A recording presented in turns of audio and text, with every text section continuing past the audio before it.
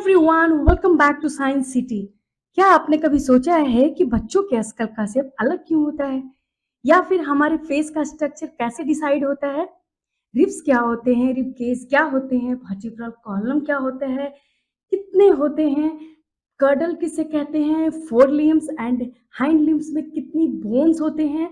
ये सारे सवालों के जवाब मिलेंगे आपको इस छोटे से वीडियो में, तो प्लीज वीडियो को पूरा देखिए। और उससे पहले आप इस मेहमान से मिलिए।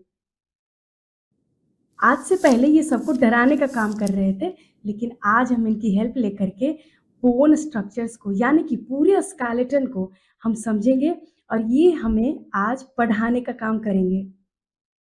तो इस तरीके से देखो, हम एक एक शेप की मदद से, एक एक इमेज की हेल्प से पूरे स्केलेटन को अच्छे से समझेंगे कि एक्सियल में कितने बोन्स होते हैं, अपेंडिकुलर में कितने बोन्स होते हैं। ये जो है हमारे चिंकू दादा, ये हमें पूरी बात समझने में मदद करेंगे। ये कैसे रिब्स आपको प्रोटेक्ट करते हैं, स्पाइनल कोड को किस तरीके से कर्डल्स बनते हैं, कितने बोन्स फ्यूज होते हैं। तो चलो एक एक सेक्शंस करके हम बारी बारी से देखना स्टार्ट करते हैं। सबसे पहले स्केलेटल सिस्टम, ये जो है बोन्स, जॉइंट्स और कार्टिलेज का मिलकर बना होता है, जिसमें बोन्स और कार्टिलेज स्पेशल कनेक्टिव टिश्यू है, या आपने एनिमल टिश्यू में जरूर पढ़ा होगा।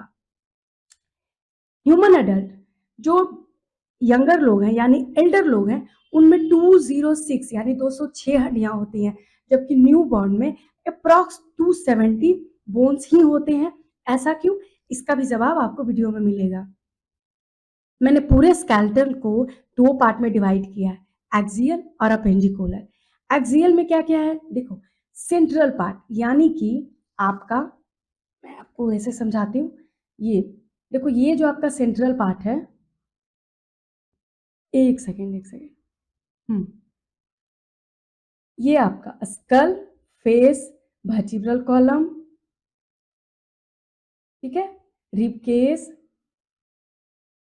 और स्टेर्नम, ये जो आपके हैं सारे एक्सियल स्केलेटन में आते हैं, जिसमें हम स्कल पढ़ेंगे, वर्टिब्रल कॉलम पढ़ेंगे, ईयर ऑसिकल्स, रिब केस, स्टेर्नम और व्हाइट बोन को देखेंगे।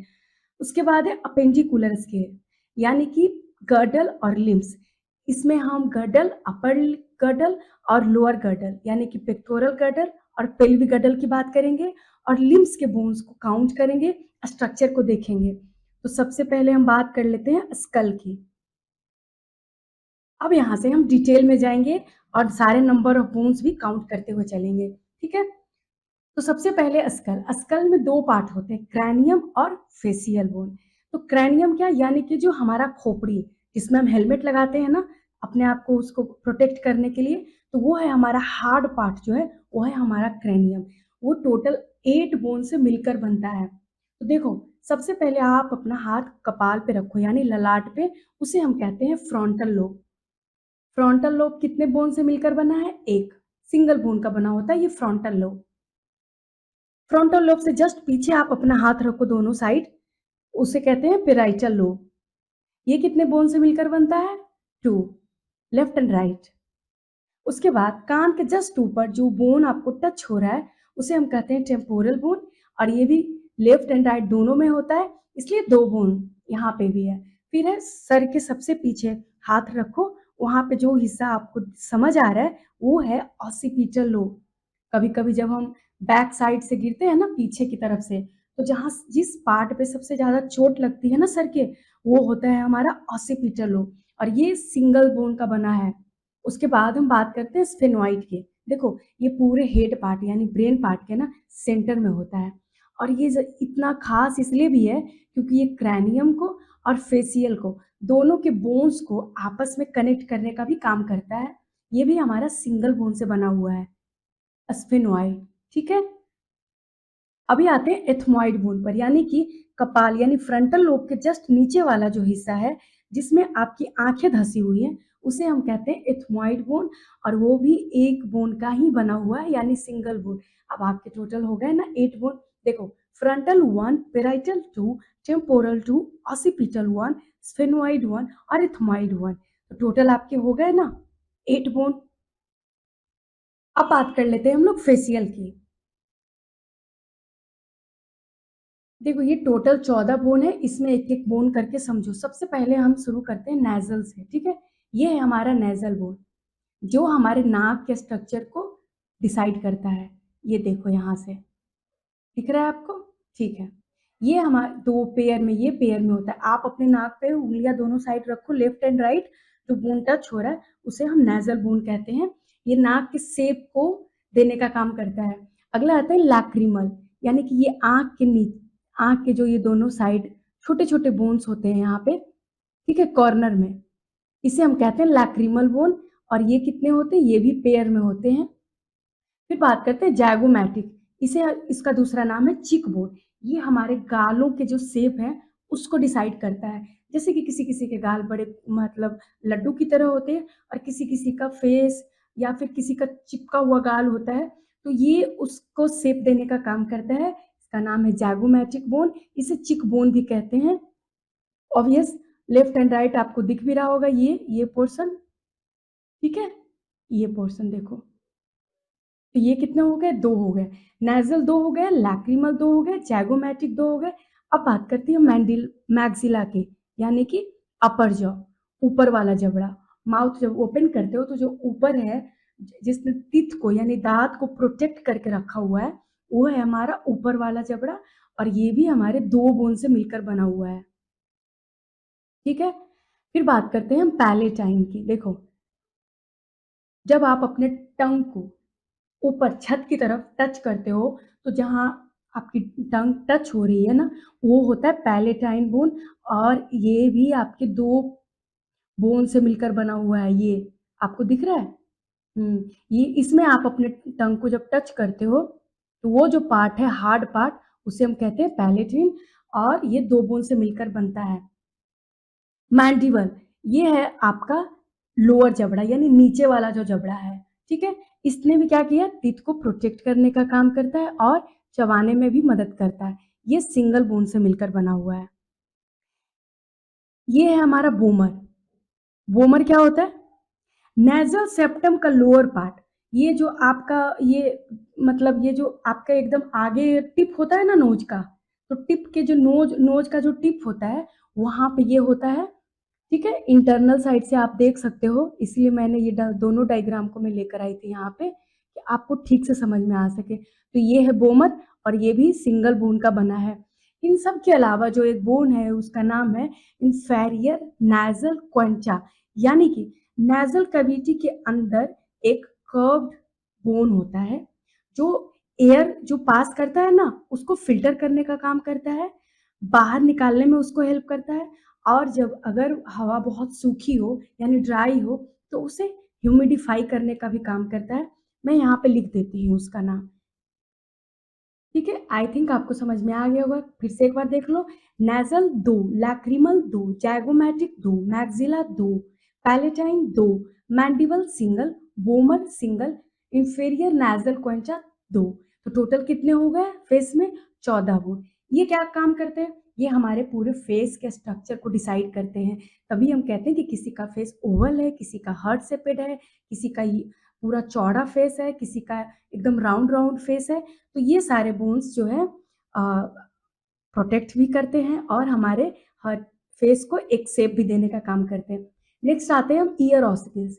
मिडिल ईयर्स में 3 छोटी-छोटी बहुत ही टाइनी-टाइनी आपको बोन्स मिलते हैं, जिसको हम ईयर ऑसिकल्स कहते हैं। लेफ्ट एंड राइट दोनों में 3-3, तो टोटल कितने हो गए यहाँ पे? 6। मैलियस, इनकस और स्टेप्स। पूरे बॉडी में सबसे जो छोटी बोन होती है, वो है आपका स्टेप। पूरे बॉडी की सबसे छोटी बोन जो है, वो आपकी है स्टेप। अब काम क्या है इनका? मैलियस, इनकस और स्टेप, ये तीनों मिल करके हमारे जो साउंड है जिसको हम रिसीव कर रहे हैं टिम्पैनम यानी ईयर ड्रम से, उसको ये इनर ईयर तक लेकर आते हैं। उसके वाइब्रेशन या इंटेंसिटी को उसको इंक्रीज करते हैं और हमें सुनने में हेल्प करते हैं। ये है हमारा ईयर ऑसिकल्स। उसके बाद एक जो बोन है, सिंगल बोन है, व्हाइट बोन। इसको हम अलग से इसलिए पढ़ते हैं क्योंकि ये किसी भी अदर बोन के साथ जुड़ा हुआ नहीं होता है। ये नेक का पार्ट होता है, यू शेपेड का होता है और ये नेक का पार्ट है और ये सिंगल बोन से है। ये किसी भी अदर बोन के साथ अटैच्ड नहीं है, इसीलिए हम इसे अलग से पढ़ते हैं। तो एक्सियल स्केलेटन में हमने बहुत सारे पार्ट देख लिए। अब उसका जो नेक्स्ट पार्ट है वो है वर्टिब्रल कॉलम।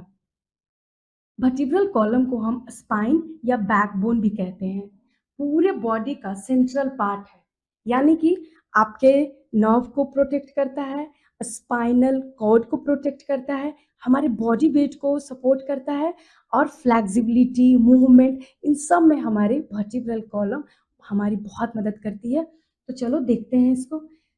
एडल्ट्स के अंदर वर्टिब्रल कॉलम टोटल 26 का बोन होता है, बट न्यू बॉर्न बेबी में 26 नहीं होते हैं, 33 होते हैं। और वो क्यों होता है वो मैं आपको यहाँ पे बताऊंगी। ठीक है, ये एक्चुअली व्हाइट कलर है इसलिए यहाँ पे शो नहीं हो रहा है, मैं आपको यहाँ पे बताऊंगी। ठीक है, ये क्या करता है, सपोर्ट करता है, प्रोटेक्ट करता है और मूवमेंट और पोस्चर्स में हमारा हेल्प कराता है। वर्टिब्री जो है एक दूसरे के साथ सेपरेट होते हैं एक डिस्क की मदद से। उस डिस्क का नाम है इंटरवर्टिब्रल डिस्क। ये क्या काम करता है, ये एक गद्दा होता है ना, जैसे चेयर पे जब हम बैठते हैं तो एक नीचे गद्दा रख लेते हैं, या फिर सोने के लिए जब हम इस्तेमाल करते हैं तो एक मोटा जो गद्दा होता है ये उसकी तरीके से होता है। ये क्या करता है, ये चोट को एब्जॉर्ब करता है, कोई शॉक लगा तो उसको ये एब्जॉर्ब करता है और हमारे स्पाइनल कोड को प्रोटेक्ट करने में हेल्प करता है। वर्टिब्री को ये प्रोटेक्ट करता है।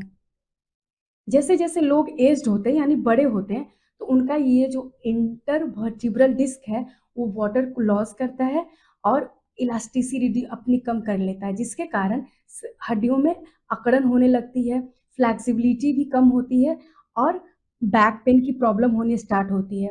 अपने आसपास देखा होगा कि जो वुमेन्स 40 प्लस हो रही हैं या 35 प्लस हो रही हैं उनको ये प्रॉब्लम सबसे ज़्यादा होती है, क्योंकि वो एक्सरसाइज वगैरह पे ज़्यादा फोकस नहीं करते और जिस कारण से उनको ये अकड़न रहने लगती है और बैक पेन की वो प्रॉब्लम वो फेस करते हैं। तो ये इसका कारण यही है, इंटरवर्टिब्रल डिस्क का वाटर लूज करना, इलास्टिसिटी को कम करना।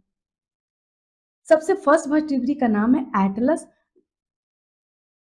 ठीक है, जो कि हमारे ऑसिपिटल कंडाइल के साथ जुड़ा हुआ होता है। ये देखो ब्रेन का सबसे पीछे वाला पोर्शन ऑसिपिटल लोब, ये जो ऑसिपिटल कंडाइल है इसके साथ हमारा ये एटलस यानी कि फर्स्ट वर्टिब्री अटैच्ड होता है। और ये फिर नीचे का पार्ट, तो ये नीचे का जो पार्ट है ये हम यहाँ पे देख रहे हैं। ठीक है, अगला है हमारा, अब देख लेते हैं कि वर्टिब्रल कॉलम में 26 बोन कौन कौन से हैं। तो 26 बोन में है सबसे पहले सर्वाइकल वर्टिब्री। टोटल कितने होते हैं, 7। पीछे साइड से आप अपने गर्दन पे हाथ रखो, जो कॉलम या जो वर्टिब्री पर आपका हाथ जा रहा है वो है सर्वाइकल। टोटल कितने हैं, 7। मैंने यहाँ पे पूरा इसको मेंशन भी कर दिया है, एक सेकेंड में कलर चेंज कर देती हूँ। 1, ठीक है, आप ऐसे भी याद रख सकते हो, सर्वाइकल 7। टोटल कितने हो गए यहाँ पे, 7। अगला आता है थोरेक्स, चेस्ट। वेंट्रल साइड से यानी आगे की तरफ से जो चेस्ट है, पीछे की तरफ जो उसको प्रोटेक्ट कर रहा है, जो उसको सपोर्ट कर रहा है, वो है हमारा थोरेक्स। तो थोरेक्स वर्टिब्री कितनी होती है, टोटल 12 होती है। टी से थोरेक्स और टी से 12, आप ऐसे भी इसको याद रख सकते हो। ल्यूम्बर यानी बैक, ठीक है, बैक पेन, बैक पेन जहां पे आपको होता है ना वो आपका ल्यूम्बर पेन, ल्यूम्बर वर्टिब्री है। ये टोटल कितना है, 5। ये लोअर बैक में होता है। लोअर बैक जैसे जहां पे आपको कर्व सबसे ज्यादा दिखने के लिए मिलता है ना बैक साइड से, वहां पे ये है। ल्यूम्बर 5 होता है। ये है सैक्रम और ये है कॉक्सिक्स। देखो न्यू बॉर्न में सैक्रम 5 होते हैं और अनफ्यूज्ड होते हैं, यानी कि एक दूसरे के साथ जुड़े हुए नहीं होते हैं। और कॉक्सिक्स 4 होते हैं। मगर जैसे ही बड़े होते हैं तो ये फ्यूज्ड होते हैं और ये सिंगल सिंगल बोन बना लेते हैं। तो इस तरीके से न्यू बॉर्न में 33 बोन्स के होते हैं वर्टिब्रल कॉलम और एडल्ट्स के अंदर 26 बोन के होते हैं वर्टिब्रल कॉलम। आई थिंक आपको ये पार्ट समझ में आ गया। फिर से एक बार कॉल कर लो। Cervical 7, thorax 12, lumbar 5, sacrum 1, coccyx 1। ठीक है, फ्यूज्ड होकर के ये 1 1 यानी सिंगल सिंगल बोन बना लेते हैं एडल्ट में, और न्यू बॉर्न में ये अनफ्यूज्ड होते हैं, यानी कि सैक्रम 5 के होते हैं और कॉकिक्स 4 बोन का होता है। तो ये पार्ट आपको समझ में आ गया, इसका फंक्शन आपने देख लिया कि किस तरीके से ये स्पाइनल कोड को प्रोटेक्ट करता है, नर्व को प्रोटेक्ट करता है, फ्लेक्सिबिलिटी देता है, मूवमेंट देता है, और आपको ये जितने भी तरीके का सपोर्ट है वो आपको प्रोवाइड कराता है। अब हम अपने नेक्स्ट सेक्शन पे आते हैं, जो है रिब केज। रिब केज एक पिंजड़ा, एक मजबूत पिंजड़ा जो इंटरनल ऑर्गन को प्रोटेक्ट करने का काम करता है। ये देखो यहाँ से समझो, ये एक पिंजड़ा है, आप ऐसे समझो कि ये एक मजबूत सा पिंजड़ा है जिसमें ये है आपका सैक्रम, चेस्ट बोन बोलते हैं इसको, सिंगल बोन का होता है ये। आगे की तरफ चेस्ट के पास आप अपना हैंड लेकर आओ, जो सबसे चौड़ी वाली जो बोन आपको टच हो रही है वो है आपका सैक्रम, सिंगल बोन, और उससे ये जुड़े हुए हैं रिब्स। देखो 1 2 3 एंड एस पूरा, ठीक है। और उसके बाद है आपका बैक साइड से, ये देखो ये है आपका थोरैसिक वर्टिब्रे। ये सब मिलकर क्या बना रहा है, रिब केज, ठीक है। अब तो नहीं बोलोगे, थोरैसिक वर्टिब्रे, रिब्स और स्टेर्नम, इन तीनों को मिलाकर बनाते हैं रिब केज, जो आपके इंटरनल ऑर्गन जैसे लंग्स, हार्ट, इन सबको प्रोटेक्ट करने का काम करती है। तो अब हमने थोरैसिक वर्टिब्रे ऑलरेडी पढ़ रखा है, स्टेर्नम हमने अभी अभी देखा, तो रिब्स की बात कर लेते हैं। रिब्स टोटल 12 पेयर्स होते हैं, 12 पेयर्स, जिसमें कि 1 से लेकर 7 तक के जो रिब्स हैं उन्हें हम ट्रू रिब्स कहते हैं। क्यों? क्योंकि वो डायरेक्ट स्टेर्नम के साथ हाइलिन कार्टिलेज की हेल्प से जुड़े हुए होते हैं। ये देखो आपका जो ब्लू कलर से मैंने मेंशन किया है, ये है आपका हाइलिन कार्टिलेज। 1 2 3 4 5 6 एंड 7, ठीक है। तो ये जो फर्स्ट 7 पेयर्स है, इसे हम कहते हैं वर्टिब्रो स्टेर्नल रिब्स, क्योंकि ये बैक साइड से थोरैसिक वर्टिब्रे के साथ तो जुड़ा होता ही है, लेकिन वेंट्रल साइड से ये स्टेर्नम के साथ डायरेक्ट जुड़ा हुआ होता है हाइलिन कार्टिलेज की हेल्प से। इसलिए हम इसे क्या कहते हैं, वर्टिब्रो स्टेर्नल रिब्स। 8 9 10 यानी कि नेक्स्ट 3 पेयर्स रिब्स जो है, ये आपको डायरेक्ट स्टेर्नम के साथ नहीं जुड़े हुए होते हैं, ये 7th पेयर जो रिब है उनके साथ जुड़ते हैं हाइलिन कार्टिलेज की हेल्प से। इसको क्या कहते हैं, वर्टिब्रो कॉन्ड्रल रिब्स कहते हैं, यानी कि कार्टिलेज तो इसमें इन्वॉल्व हो रहा है, लेकिन ये डायरेक्ट स्टेर्नम के साथ नहीं जुड़ा हुआ है, इसीलिए इसका दूसरा नाम है वर्टिब्रो कॉन्ड्रल रिब्स। इसे हम फॉल्स रिब्स कहते हैं। लास्ट का जो है 11th एंड 12th पार्ट, उसे हम फ्लोटिंग रिब्स कहते हैं। ये आपको स्टेर्नम के साथ किसी भी हाल में जुड़ा ही नहीं होता है किसी भी तरीके से, ये सिर्फ आपको डोर्सल साइड से थोरैसिक वर्टिब्रे के साथ कनेक्टेड होता है। ये आप यहाँ पे पिक्चर में देख भी रहे हो, इसलिए हम इसे क्या कहते हैं, फ्लोटिंग रिब्स। ऐसा नहीं लग रहा है कि ये बिल्कुल एकदम से तैर रहा है, तो इसलिए हम कहते हैं इसे फ्लोटिंग रिब्स कहते हैं। 11th एंड 12th पेयर अब आपको याद रह जाएगा। 1 से लेकर 7 तक यानी ट्रू रिब्स होते हैं, जिसको हम वर्टिब्रो स्टेर्नल रिब्स कहते हैं। 8 9 10 इसे हम फॉल्स रिब्स कहते हैं या फिर वर्टिब्रो कॉन्ड्रल रिब्स कहते हैं, क्योंकि ये डायरेक्ट स्टेर्नम के साथ जुड़ा हुआ नहीं होता है। लास्ट 11th एंड 12th इसे हम फ्लोटिंग रिब्स कहते हैं, क्योंकि ये सिर्फ थोरैसिक के साथ जुड़ा हुआ होता है, स्टेर्नम के साथ जुड़ा हुआ ही नहीं होता है। इस पिक्चर में आप इसके बैक साइड से देखो, यहाँ से देखो, यहाँ से अभी आपको दिख रहा होगा कि ये 11th और ये 12th, ठीक है, सिर्फ थोरैसिक के साथ आपको अटैच्ड है बैक से, है ना। इसे बाइसेफेलिक कहते हैं, क्योंकि ये दोनों जगह 2 पॉइंट्स पर जाकर के ये आर्टिकुलेट रहता है, इसलिए इसे बाइसेफेलिक भी कहते हैं। तो ये रहा आपका इस तरीके से, ठीक है, मैंने दोनों साइड से दिखा दिया। ये स्कैपुला है, ये क्लेविकल है, इन सब की बात हम अपेंडिकुलर स्केलेटन में करेंगे नेक्स्ट पार्ट में। अब ये है आपका क्वेश्चंस कि क्यों आखिर जो छोटे बच्चे होते हैं उनका स्कल का शेप ना दिखने में बिल्कुल अलग लगता है। वो सिर्फ क्यूट लगने के लिए नहीं होता है, उसके कारण है। बच्चे के जो स्कल होते हैं वो पूरी तरीके से फ्यूज्ड नहीं होते हैं, उनमें कुछ सॉफ्ट स्पॉट्स होते हैं इस तरीके से, जिसे हम फॉन्टेनेल्स कहते हैं।